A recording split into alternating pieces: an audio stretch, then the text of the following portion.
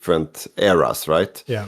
But what the Germans decided to do here was to scrap all the old versions and refit everything into modern versions. So they never committed to the Panzer Is or Panzer IIs. They went straight for Panzer IVs. Throughout history, we have asked ourselves the question, what if? What if Germany hadn't invaded the Soviet Union in 1941? What if the Allies had lost the Battle of Britain? What if there was no Lend-Lease Act from the United States? This is Wargaming History. Welcome back, everybody. This is a new thing from us. This is Wargaming History. We're gonna take history into a new alternative format through a war game where we have a setup with players for each part of the Second World War. We have Germany, Japan, Italy, France, everyone with a single player going through an entire war game from 1936 until the end of the Second World War. Yes, and who and where are we doing this? So, as you heard in the intro, we have two houses on the west coast of Sweden over a weekend playing out this scenario. It's a combination of people with different experiences, people from the armed forces to gaming experience to history buffs, and we're basically trying to answer the question that everyone that's very interested in World War II keeps asking themselves. Yeah. What if? What if? What if the Germans did that? What if the Italians did that? What could have gone differently in reality if that would have been the case? So we're finally the backseat drivers of history, letting people taking it in their own hands and reshaping it. And in today's episode, which is the first one of this series, we're following the historical line, and where we think the first interesting part of the war comes is the showdown in North Africa, Alamein. So that's where we'll put our focus. So do you want to give the watchers and the listeners up to speed where we are in our wargaming scenario, and also where we are in relations to reality, or how it was in reality? Gladly. So what happens in this scenario is, until 1939, most things works out as before. We have some different choices in industry, but the history goes as history should. What happens after the war is that Germany blitzes Poland, which it usually does. You mean when the war starts? Yeah, when the war starts. Germany blitzed Poland, but the thing here that changed is that they went straight through Benelux in October 39 and into France, which capitulated 18th of January 1940, almost half a year before what happened in real history. And there's also interesting strategic decisions here where Germany never went into the Battle of Atlantic. There was no battle for Britain here. They pull all their resources down into Africa before Italy did their campaign in North Africa, because as Italy usually do in this war, historically, they do campaigns, and when Italy does campaigns, what happens? Yeah, they fail, and they fail hard. So, okay, so we were already, you kind of put up the scenario quite well, but I could maybe take us through what happens in the historical perspective in the Battle of North Africa and Alamein, and then we can go into our scenario. Or how do you want to go about it? Just 1 second, because I just want to finish where we are. So this means that Germany is down in North Africa in the mid-1940s, almost 2 years before. So I just wanted to end there so you know where in the timeline we actually start. So it's mid-1940, we're in North Africa, and Germans are there to help out. They're already there. Yeah. And maybe we want to present ourselves, because now we set the scenario. We teased you a little bit about what this episode will be all about. And in the studio with you today, if you don't know us already from some of our other formats, I go by the name Badger, and with me we have the eminent Mr. Boppus. Or just Boppus. Or just Boppus, yeah. Yeah.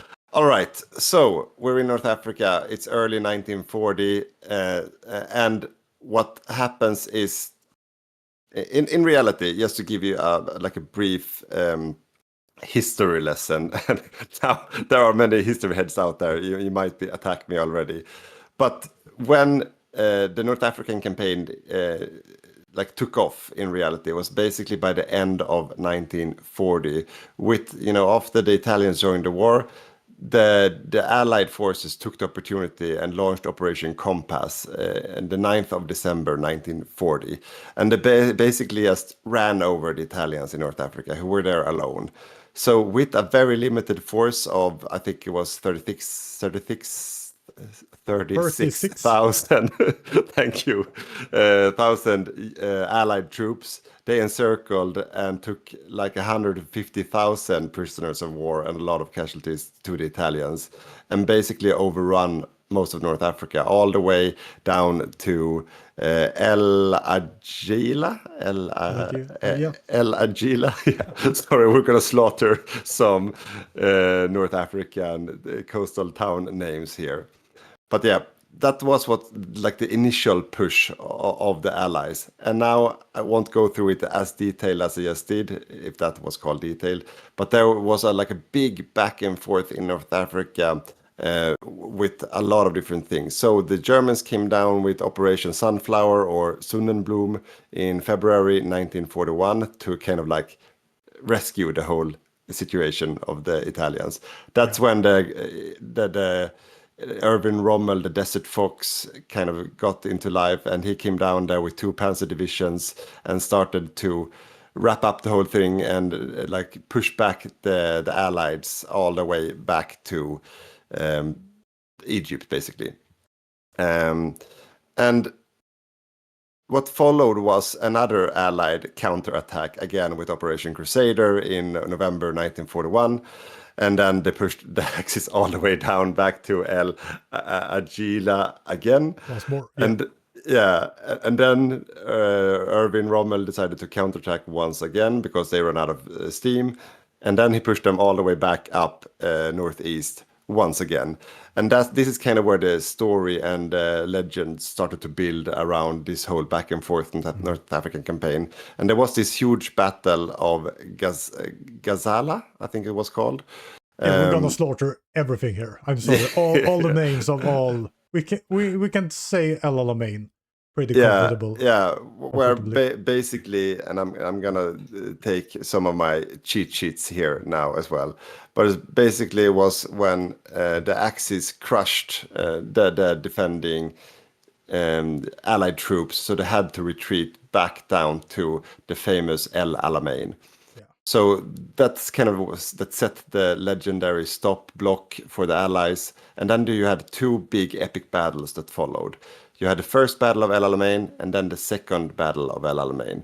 And the first battle of El Alamein ended up in a stalemate, and that was like the concentration of forces from both sides hitting it off.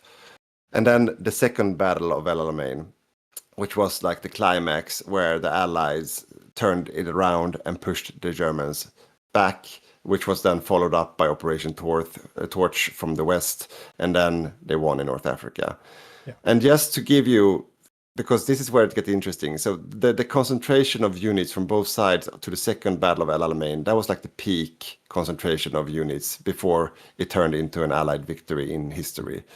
So now Team Axis, now I'm rambling on, but Team Axis was roughly the strength of, 116,000 men at the second battle of El Alamein. They had roughly 550 tanks.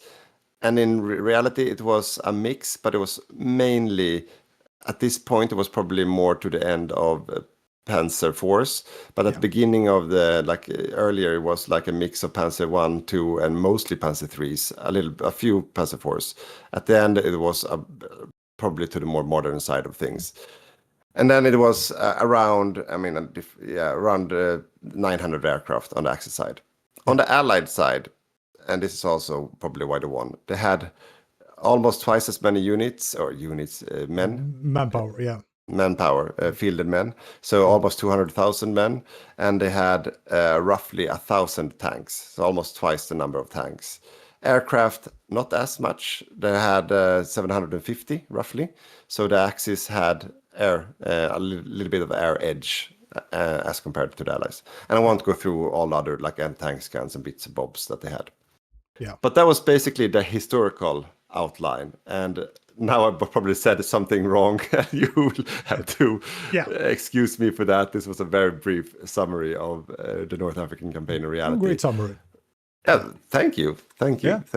But it basically ended up with the Second Battle of Alamein was ended in 11th of November 1942. That was like the wrap up, and then they pushed them back, and then Operation Torch and everything in 1943.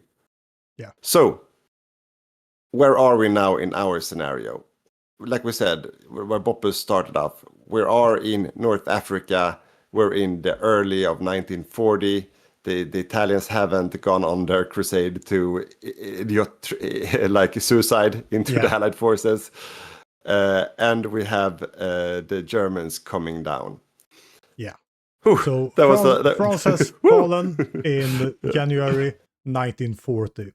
We have no strategic will from Germany or any other Axis powers to actually threaten Britain with bombing the Blitz of London. Nothing of that sort. They have made all their effort into actually capturing Egypt. Of course, they're looking to Barbarossa in the later run, but they have not focused on Britain. They're focused on Egypt. Yeah.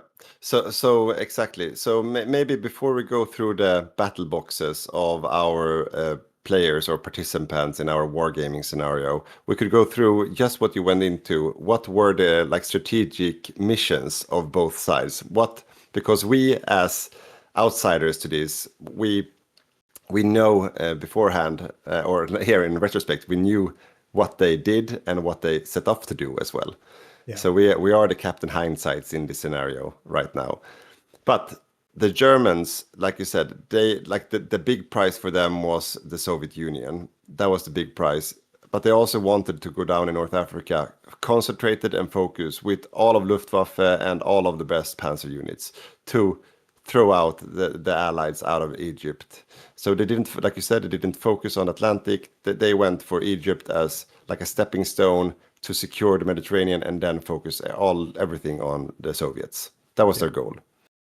The Allied goal, this is where it kind of really diverges as well from history. The Allied goal was never to launch an Operation Compass. Yes. The Allied goal was to stay and make El Alamein from the start a fortress worth be called like a light Maginot Line. So the Allied players or participants in our wargame scenario, they built El Alamein into a fortress in the build-up phase of the war. And then what they instead set off to do was to stop and prolong, betting on the fact that they assume that the Germans will grow restless and then attack Soviets again if they are not doing it. Like there's a window where they will try to attack. If they don't, they will just leave North Africa and let the Italians fend for themselves. And then they could launch. Knows what happens if Italians fend for themselves. Yeah, exactly. Everyone knows what happens. Yeah. So that was the bet from the Allies. And then instead make it secure, be strong in Eastern Mediterranean, secure Egypt, don't overstretch, and instead launch a naval invasion into Greece. Kind of like the Allied did, but more committed and a bit later. Yeah. So that was the Allied plan. All right. Are we going through the battle box? Yeah, you are the battle box general here, so okay. Let us hear about the battle box. Our participants, how did they design this force? Let's start with Team Axis. So what did they set off to have, like, build up to field in the North African campaign to win this theater? So the Axis, they fielded almost a little bit more than 700,000 men. So already there were far and beyond what they had in reality in North Africa. So they are really committed to this theater. The Germans, though, they didn't field that much. Out of those 700,000, there was roughly 100,000 that were Germans.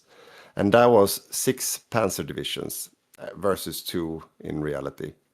So, at least in the beginning. So they came down with 6 panzer divisions, but instead of having a mix of panzer 1s, panzer 2s, 3s, and 4s at the beginning, they came down with 2,000 top of the line, latest straight refitted out of the factories of Germany Panzer IVs with long barrel guns and everything. So they came down with like the top of the line what Germany could produce at this point in time in history. So that's where they are. So like you said in the beginning, they came down with the best that they had. It wasn't a big army, but it was like the best, the spearhead of the German Reich. And I just want to go in here and say, for all you Panther fans and Tiger fans, I would say the Panzer IV is one of the best tanks they actually produced, because they could produce it in mass. They produced it early. Of course, Panther and Tiger, I wouldn't want to sit in a Panzer IV and meet a Tiger, of course not. But this was a great tank in this stage of the war, 1940. Really, really good. Yeah, exactly. And it's also because usually, like in reality, it was a mix of tanks of different eras, right? Yeah. But what the Germans decided to do here was to scrap all the old versions and refit everything into modern versions. So they never committed to the Panzer I's or Panzer II's. They went straight for Panzer IV's or Stug Force from the start that they used in Battle of France, and then they refitted all of them into Panzer IV's, like the real deal, and moved them down to Africa. So that was like the design choice of the Germans. And then they had, of course, the Italians with them, and the Italians, I want to divide them into two buckets. They had roughly 300,000 offensive men fielded that were designed to attack the enemy. Out of which most of them were Marine divisions. A few were also Romanians joining in here into the fight. And then they had roughly 400,000 more defensive rear units that are like garrison units and so on, defending the North African coast and like the rear positions and supply hubs and so on. Yeah. And if you remember what Badger was talking about earlier on, this is a huge difference in numbers, even compared to 1942's actual battle, first battle of Alamein. So Germany and Italy has a lot more troops here than they actually had 2 years later. So the commitment here for North Africa is huge. Yeah, and also almost 70,000 Romanians are there as well in the islands, attacking the islands. But I will get to that. Yeah, and in the skies above, the German Panzer spearhead, they also brought most of Luftwaffe down to North Africa. So they had at this point 2,100 fighters available for them, which they brought most of them. And again, design choices, if you like that. They had roughly 600 Bf 109 early versions and roughly 1,000 later versions, the FGH versions, those three versions. So, and then they had some early war planes and so on, which they didn't bring to North Africa. So they roughly had a very good air force, out of which 1,600 were very capable airplanes, which they brought all of them down to North Africa. And I think this is, sorry for interrupting all the time. No, go ahead. But I think this is where that huge strategic choice comes to show, because the Battle of Britain didn't really achieve anything. It maybe got the US a little bit impressed by England and the United Kingdom, but they didn't achieve something strategically by the Battle of Britain, since they couldn't launch the sea levy or the invasion of the islands to actually subdue England. No. So what they did here was take all those resources otherwise put into the British Islands down to North Africa to actually accomplish something here. Yeah, and I think maybe you can, for the viewers, once we launch this episode, maybe you can put up the battle boxes of all the numbers that I'm mentioning on the screen. Yeah. I think that would be appreciated. Put it on me as an editor. Yeah, you exactly. Yeah, and then the Germans brought roughly 800 Junkers 87As close air support for the disposal. And they also had almost 700 tactical bombers, one would say, like the 100 Henkel 111 and 600 early war Dornier 23. So they are crap, but that's what they brought to the fight. All right. So that's Team Axis, much more concentrated, much stronger than they were in historically, and much earlier as well. So a very potent enemy aiming to attack. On the defending side, now, because this is defending, because the Allies are not, as I said, they are not planning to attack, they're just planning to defend. At the disposal, they fielded 650,000 men, so a little bit less than the Axis forces. They had, although, 2,500 tanks fielded at Alamein. So 500 more tanks than the Germans. That being said, the tanks are mostly cruiser Mark IIs and cruiser Mark IVs.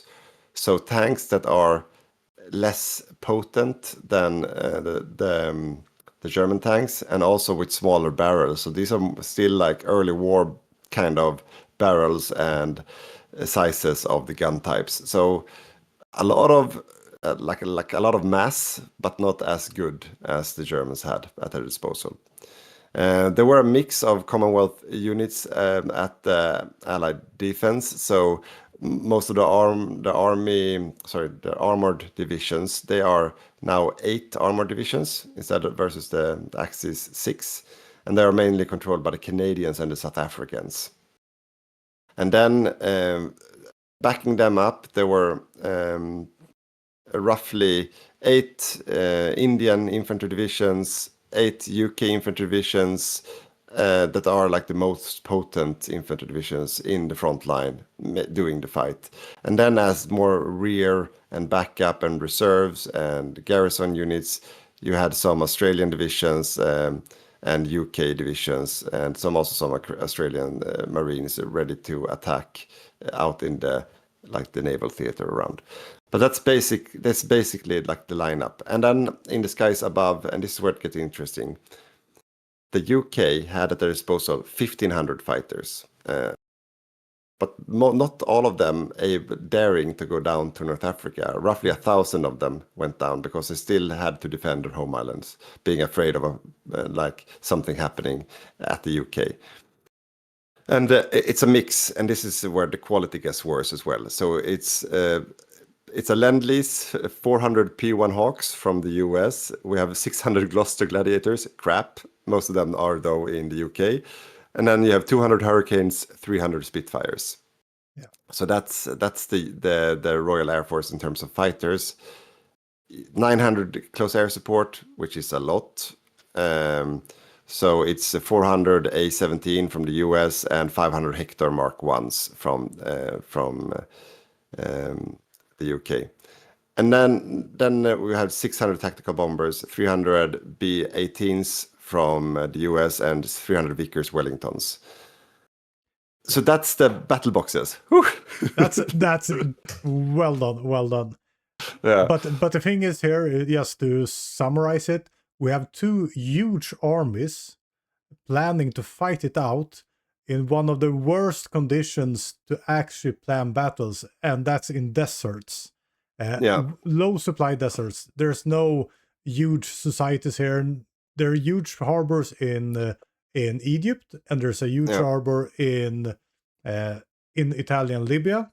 But between there, the supply going from Libya to Egypt is kind of scarce. Yeah, so now we get to this scenario. What happens, right? And I think you're painting up a good picture, because, like reality, it was this between El Algeia and El Alamein. It was like the maximum extension from both sides to kind of support and supply. That's also why it was to the Allied advantage to defend at El Alamein, because they could get supplies to El Alamein where the opponent really couldn't. But they had to build up the road network, build up the railway network, and that's that's exactly the tactical game plan here of the Allies in this scenario, and what they did very well now when the scenario plays out. Because what happens, and now we go to the timeline in our wargaming scenario. So what happens is, and now it would be ideal to have some lines and some graphics, but let's see if we can get that happening. The 6 German panzer divisions, they start taking terrain into Syronesia or whatever it's called, like the dead man's land between Italian North Africa and like the Egypt zone, forward onto El Alamein. So there's this like big no man's land in between, and where there's basically no logistics or railways. So the German tanks, they roam in, knowing that they will be overextended in a short bit, and then they pause to let the Italian slave workers get to work, build railroads, big supply hubs, like get that support, like supplies up. Yeah. And then the Germans push on a little bit further up until they reach the point of El Alamein and stops outside without attacking. So they stop like,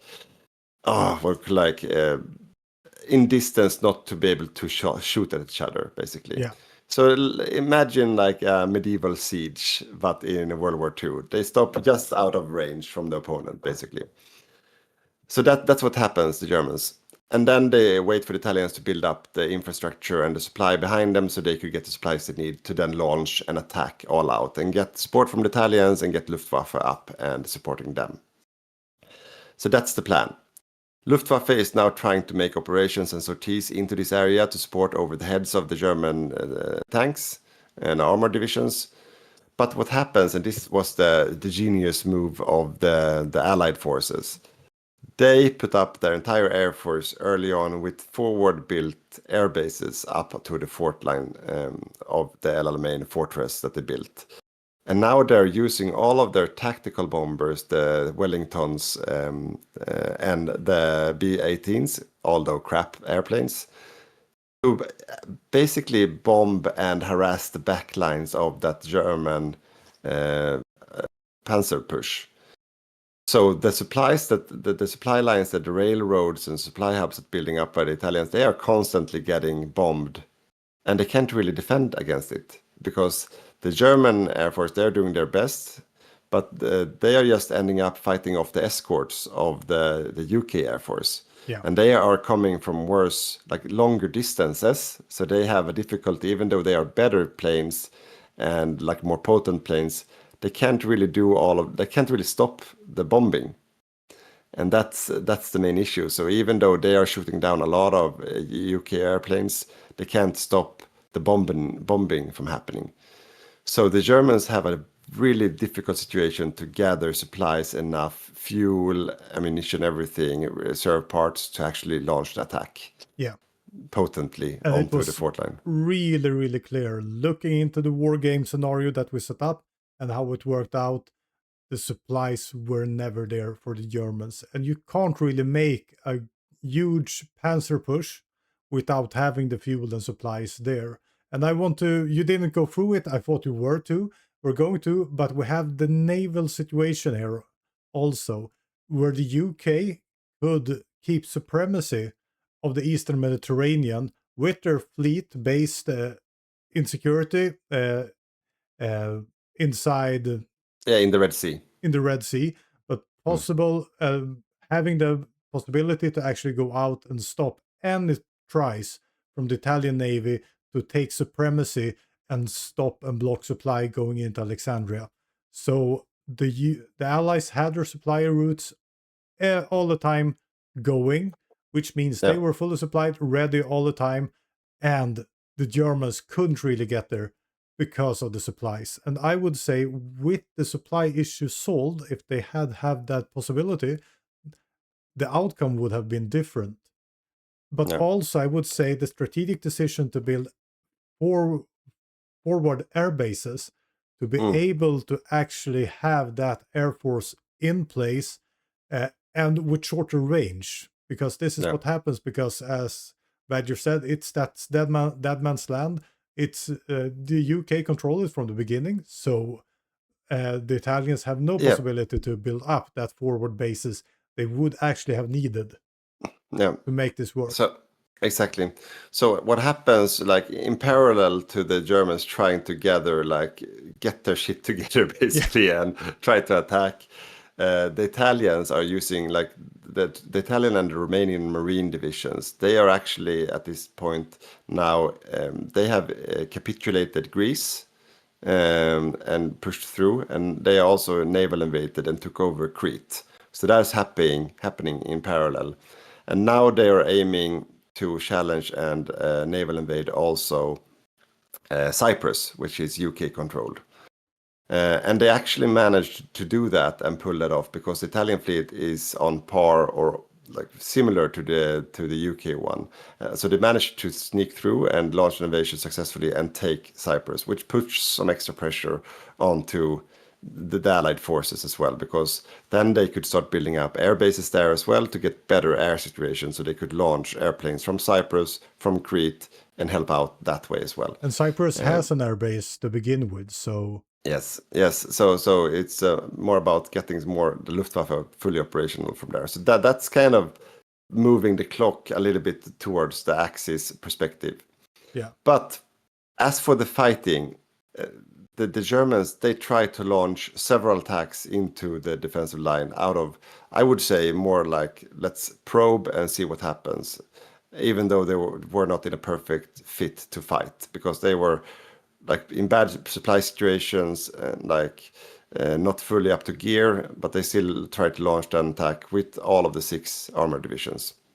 So what happens is then after they get pushed back a little bit, there's this like back and forth quite many times where the Canadians and South African, they push out, they throw away the Germans, they get closer to the supply lines, they get supplies, they counterattack before they have a chance to pull back, and then they beat the Canadians and South Africans, so they have to retreat back to the fortress line, but then they can't like really get past that fortress line. So it's like like one of these actual hashtag undefendable fortresses, because the fortress line is very tight, and that's stuffed with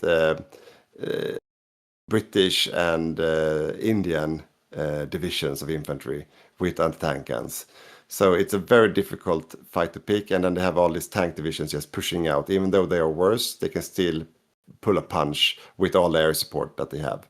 Yeah. So the Germans never really get past that point, and the Italians, they can't really go up with their huge infantry armor either to support, because there's no supplies for them. Yeah. They can't do anything with it. And that's always a huge problem with trying to take Alamein with mass. Because you don't have the supply there. The Allies will always, if you can't blockade the ports in Alexandria and so forth, the Allies will always have an advantage in supplies and the amount of unit they can actually field in the theater. So the Germans and the Italians will have that problem. They might go forward and start building forward bases, but I would say a strategic decision they should have done is try to actually start building up both a railway, as you said, and supply depots, but also build up some kind of naval bases so they can take in supply from a lot of different sources. And also, I'm not sure I could see some decisions where they actually built frontline air bases even closer to the line. They didn't try that. They never did, but everything they tried to build was so intensively bombed by the Allied Air Force. So they had a really difficult time to focus on anything, basically. And another huge thing here, because as you heard, the numbers from both sides are much bigger. One thing is that the UK saw that they couldn't really threaten the home islands, as you said. They had a little bit of airplanes left. They had their home fleet safeguarding the seas, and perhaps not that many units actually defending the home islands, because they were safe behind their navy, which was way stronger than Germany's navy. So they had that advantage to begin with. But the thing is also that they could amass these kind of forces, which they couldn't in 1942, because that's when something else had happened. They had been in the Soviet Union for 1 year.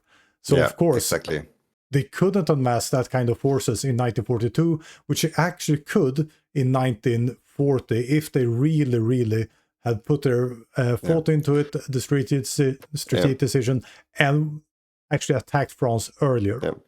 And I mean, what happened in this kind of like tug of war back and forth outside of the fortress line, which was basically where most of the fighting was happening, was that above in the skies, the Luftwaffe was slaughtering the Royal Air Force, but the Royal Air Force was getting up to production, so they could replace their losses continuously or almost quick enough. So it was kind of like the total number of airplanes was going down slowly for the UK because the early versions of the airplanes was just getting crushed by the modern Bf-109s. But they knew that they would soon leave for Barbarossa, which they did eventually. In March 1941, the Germans decided it's time to pull out. And that was a very lucky early pullout because at the same time, the Japanese decided to declare war at some point or about to in this Asian theater. So the Indians and the Australians had to go. So all of a sudden it was just the UK and South Africa and Canada left in North Africa. So they lost half of the army roughly, but none of the tank divisions, luckily. And that was at the same time the Germans left. Yeah. So it was like a lucky timing for the Allies that they decided to do so. But the Royal Air Force was decimated. Like half of the tactical bombers were destroyed and couldn't be replaced. And most of the fighters were gone as well, but they were replaced quickly with newer Spitfires coming in constantly. Yeah. So it was a very, very well needed breather for the UK, but they managed to kind of fend it off, even though Luftwaffe was dominant in the actual fighting in the skies. And also at the ground, the German Panzer Force was much better. But it didn't matter because the combination of no supplies and a fortress line was the winning concept here for the Allies. Yeah. And I want to touch on another thing you said. Because this was so early, there was no war in Asia yet. No. So the British Raj, Australia had the possibility to actually send over troops. They did in the real historical scenario also, absolutely. But Australia were not threatened in their home island. The British Raj was not threatened in the same manner as it actually was when Japan launched their invasion on Pearl Harbor in December 1941 and started to push out with their navy against the Philippines and so forth. Yeah, and what happened was basically that the Italians managed to take Crete and Cyprus and held that at the point where the Germans left. But then, like the first phase for the Allied defending forces was successful. The Air Force took a beating, but everything else was more or less intact. Yeah. The losses could be replaced with newly produced Mark IV cruiser tanks. And the Air Force would be replaced by more modern Spitfires that started to pick up and like fill the blank ranks once the German Air Force left for Barbarossa. Yeah. So that was kind of like the outro of that setting. And then I think we can talk more about what happened in the Mediterranean theater afterwards, because there were no epic naval battles yet. No. That came later. There's a lot of epic battles because this was a back and forth on a fortress line with low supply. There's more interesting stuff in this war, in this scenario coming out of this. As you said, Germans moving home for Barbarossa, Japan declaring war a couple of months too late to actually make a difference in Egypt. And also we have to consider also the Italian army is really not, like, it's not damaged at all. They haven't lost anything basically. So the Italian army is huge at this point as well. Yeah. So it's not that the Allied forces have won anything. They just fended off basically. Like they had a strategic victory because that was the plan, the strategic plan. But they never really defeated anyone. No. They just went to fight somewhere else, basically, into Russia. But the Italians are still in North Africa. So I think that was the outro of the first scenario we thought we'd share in this wargaming scenario. Yes. And maybe to clarify, if that wasn't clear enough from the start, we had roughly 30 participants doing this wargaming scenario over a course of a weekend. And it's very granular, very into detail, and it was a lot of fun watching them fight it out and what kind of design choices they made. So I think that what we would do after we do the main interesting battles over the course of the war, we will end off with the last episode, probably looking at the whole industrial build-up and the design choices and how that ended up, because that's kind of like the main. The result of the whole war kind of builds on the industry. That's a huge part. It's perhaps not the main thing, because what's happened with it is really interesting, what they actually can bring to the fight. But looking into the choices, how quickly did the Allies start to actually build their military industry, despite having a depression that are about to fade out, having the war support being really low in places like France, the UK, and especially the US. Which choices did these players, participants, actually take in those circumstances? Because they have a lot of restraints, historical restraints on each country. So the US can't really just go in 1936 and say, hey, there's probably going to be a war. We'll just totally go into military industry now, and everyone will be fine with it. They had their home opinion, the House, the Senate, everything to work with, and the population to actually have the possibility to gear up for war in some meaningful sense of way. So those are really interesting questions. And I could just add as well, because there might be some of you that said, what happened to all the German tactical bombers, or like the bombing capacity of Germans? Well, the CAS, they helped out in the fights outside of the fortress line mainly, and they were part of like throwing the Allies back into the fortress, so to speak. But the tactical bombers that the Germans tried to use bombing down the fortress line were really unsuccessful, because not only had the Allied built up like a tight fortress line, but also immense like static anti-air warfare, or like batteries everywhere behind it. So it could really easily fend off those early war bombers. They couldn't really match that kind of air defense either. So it was a combination there as well. Just to mention that. But to round it off, I really love how a strategic decision not to try to invade the home islands actually gave them a disadvantage trying to go for North Africa. Because the UK the Allies could concentrate everything. They could concentrate their forces, because, of course, the UK is a much bigger prize than Egypt, even though Egypt is a great strategic theater. But that said, because the UK had to leave the UK left with almost the entire army down to like Gibraltar and North Africa. That's where, and some in the Middle East. That's where the entirety of the UK army was based, and all of the Commonwealth allies, they went into Egypt as well to support that theater at this point in time. What the trade-off the UK had to do this, to be able to feel confident about that, was to keep half of the fleet at the home islands to defend the waters, like half of the main battle fleet, the home fleet, and that was like still a very potent fleet that could easily defend, like kill the German fleet. That meant that the UK fleet in the Mediterranean was more on par on the Italians. So that was like a gamble that the UK had to take, because they couldn't concentrate. They couldn't concentrate the entire fleet in the Mediterranean to easily defeat the Italians, because then they would be afraid to be naval invaded.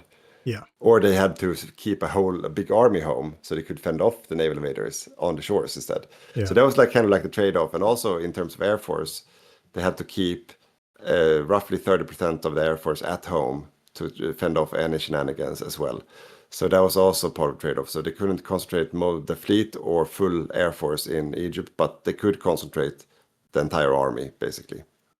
So the German fleeting being, which they actually had in the real scenario, the real world war also, did make a huge difference here. Because if the Germans wouldn't have that fleeting being, if they would have gone out, taken a fight, and perhaps being destroyed, they wouldn't have any strategic value, and the UK could move down to the Mediterranean. So I really love this thinking about the fleeting being, just being there and lessening the strategic choices your opponent can do. All right, I think that was we're way over time. Probably. We really hope you guys enjoy this first out of hopefully a series that we will make on this wargaming scenario. We have a lot of more action that we could report on, so that's the plan. Please give us feedback on the format, and see you next time. See you guys next time. Bye.